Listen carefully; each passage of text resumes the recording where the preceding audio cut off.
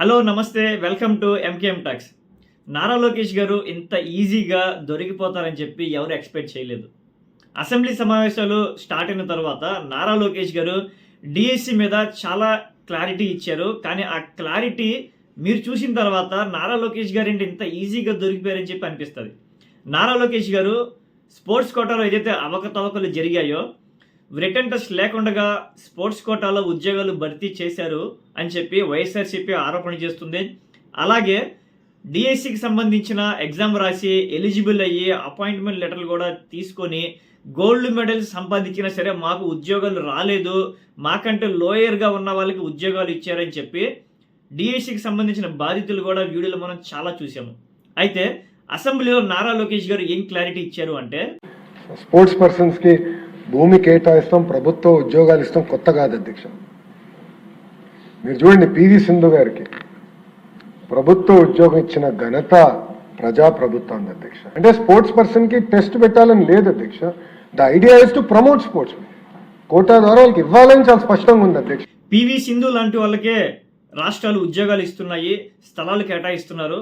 దానికి కారణం ఏంటంటే, రేపు రాబోయే రోజుల్లో దేశానికి రాష్ట్రానికి స్పోర్ట్స్ కోటాలో రిటర్న్ టెస్ట్ లేకుండా ఉద్యోగాలు కల్పిస్తే తల్లిదండ్రులు అందరూ కూడా పిల్లలకి స్పోర్ట్స్లో కాన్సన్ట్రేషన్ చేపిస్తారు, స్పోర్ట్స్ మీద దృష్టి పెడతారు. ఈ విధంగా స్పోర్ట్స్లో దృష్టి పెట్టడం వల్ల రేపు ప్రభుత్వాలు ఉద్యోగాలు ఇస్తున్నారు అని చెప్పి తల్లిదండ్రులు అందరూ కూడా స్పోర్ట్స్ మీద కాన్సన్ట్రేషన్ చేస్తారు అని చెప్పి నారా లోకేష్ గారు ఇటు పివి సింధుని అలాగే ఉద్యోగాలు ప్రభుత్వాలు ఇస్తారు అని చెప్పి చాలా కొంటి సాకులు చెప్పారు.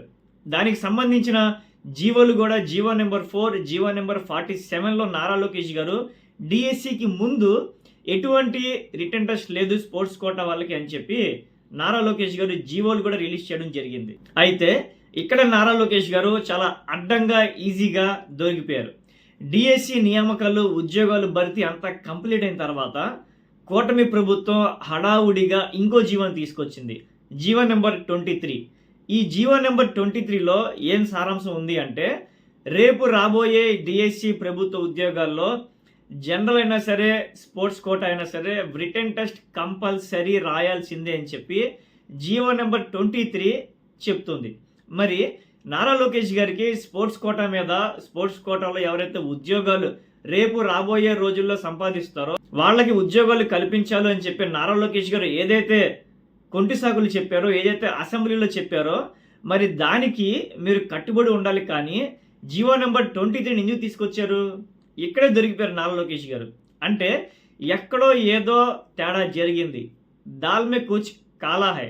డిఎస్సి స్పోర్ట్స్ కోటా నియామకాల్లో ఎక్కడో ఏదో జరిగింది అని చెప్పి క్లియర్గా నారా లోకేష్ గారు దొరికిపోయారు. నారా లోకేష్ గారికి నిజంగానే పారదర్శకత, నిజంగానే స్పోర్ట్స్ కోటాలో రేపు రిటర్న్ టెస్ట్ అవసరం లేదు అనుకుంటే హడావుడిగా జీవో నెంబర్ 23ని ఎందుకు తీసుకొస్తారు?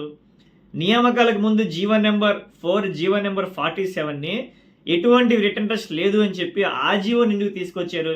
ఈ రెండు జీవోలను పోల్చి చూస్తే ఎక్కడో ఏదో జరిగింది అని నాకు క్లియర్గా అర్థమైంది. రాష్ట్ర ప్రజలకి కూడా అర్థం అవ్వాలి అని చెప్పి మీకోసం ఈ వీడియో చూసిన వాళ్ళు మీ అభిప్రాయాన్ని కంపల్సరీ కామెంట్స్ రూపంలో తెలియజేయండి. కామెంట్స్ సబ్జెక్ట్ వైజ్గా ఉండాలి.